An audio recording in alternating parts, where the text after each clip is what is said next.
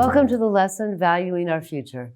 In this lesson, we will explore how economists value the future. Dan Sherrill, a 26-year-old writer, wrote a popular memoir in 2020 about climate change. He wrote that when he was a child, he caught a salamander and kept it in a jar with rocks and grass. One day, the salamander disappeared under the rocks and was never found again. Where did that animal go? Like the salamander, climate change is wiping out many of our species. Children cuddle with furry cloth elephants and hippopotamuses, but may never encounter an elephant or hippo because of their dwindling wild populations.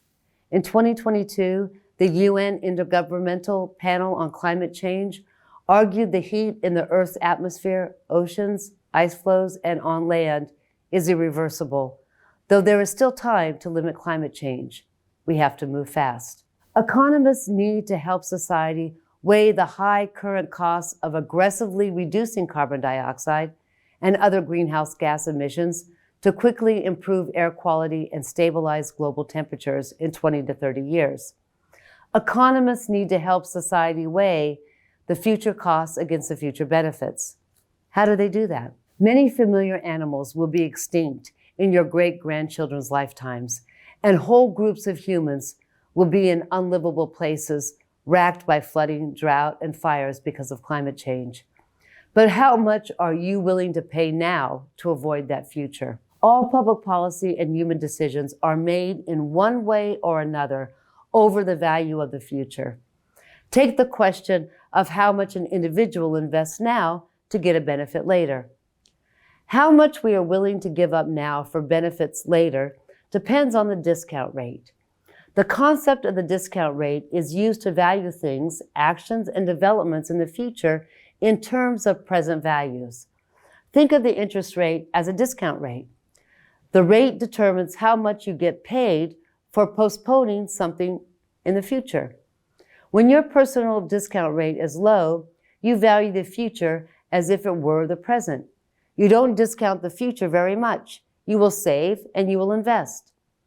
Lift that concept up to the society level.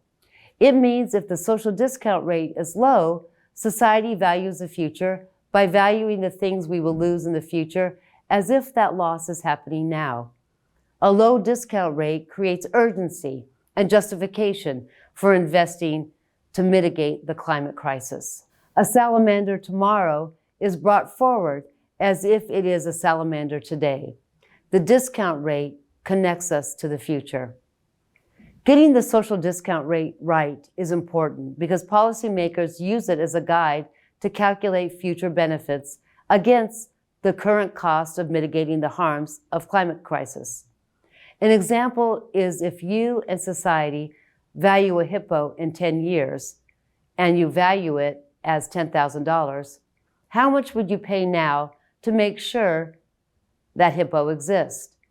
Pure math says if you or society's discount rate is 3%, you'll pay $7,442 now if the discount rate is 3%, but only $5,585 if it is 6%. If the social discount rate is low, you value the future hippopotamus more now. How much do you value clean air in 10 years?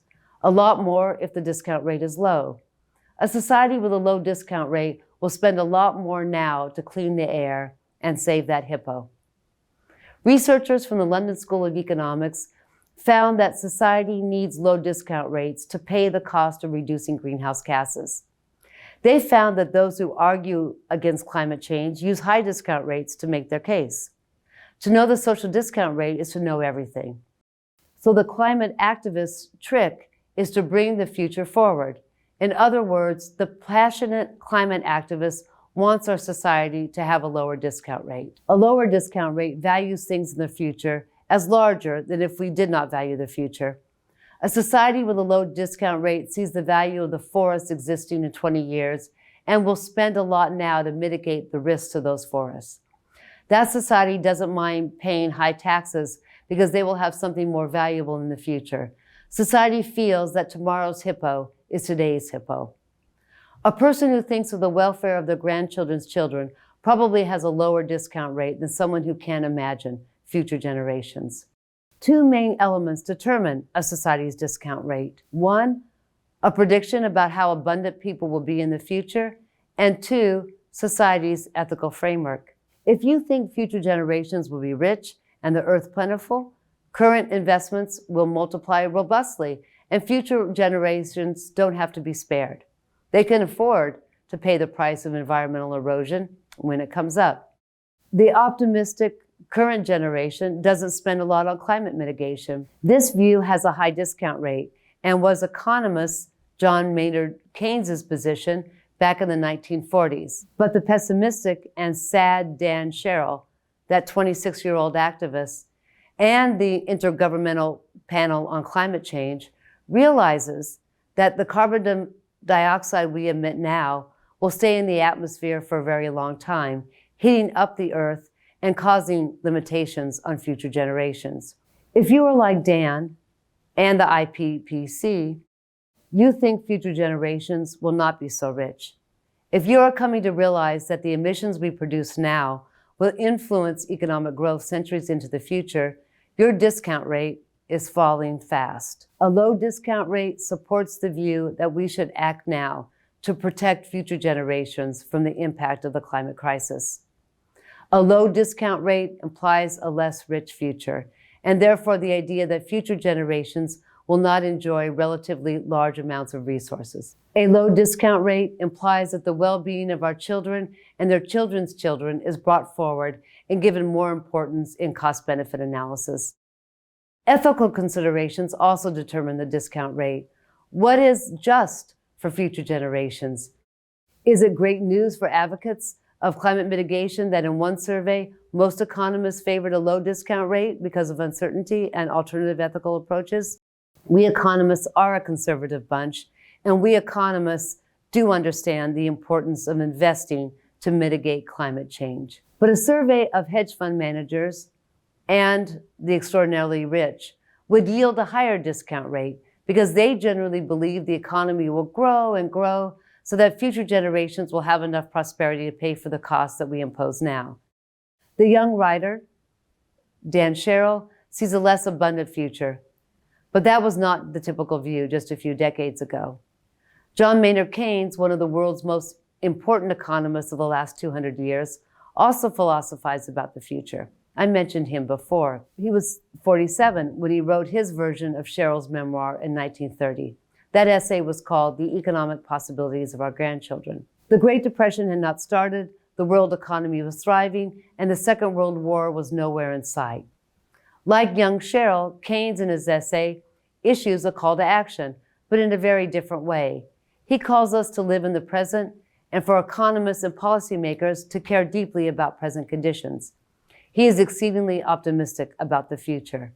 Had Keynes known what we know today, Keynes probably would have changed his mind and called for public investments to stop the climate crisis. His optimistic view suffered from not having the benefit of current ecological and environmental literature.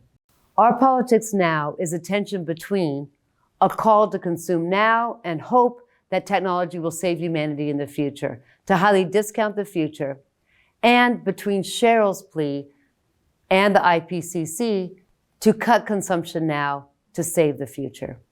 To be fair, Keynes would have certainly backed Sherrill's call to move away from private consumption of swimming pools and toward social investment in solar panels. With 90 years of hindsight, we can't fault Keynes for not considering the drag of production caused by inequality and the climate crisis.